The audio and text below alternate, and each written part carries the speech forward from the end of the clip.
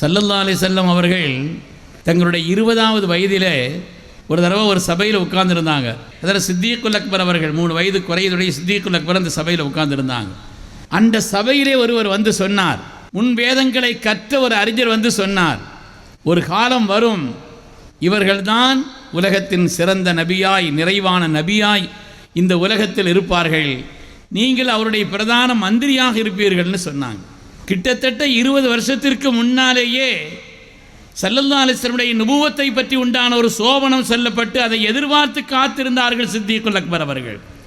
ஆனால் அந்த சித்திகுல் அக்பர் அவர்களுக்கு கிடைக்காத ஒரு வாய்ப்பு இந்த உலகத்திலே நபியாக ஸல்லல்லாஹு அலைஹி வஸல்லம் பிரகடனப்படுத்தப்பட்ட நிலையிலே முதலாக அவர்களை நபியாக ஏற்கக்கூடிய ஒரு வாய்ப்பை அல்லாஹ் தஆலா ஒரு பெண்ணுக்குத்தான் தந்தார்.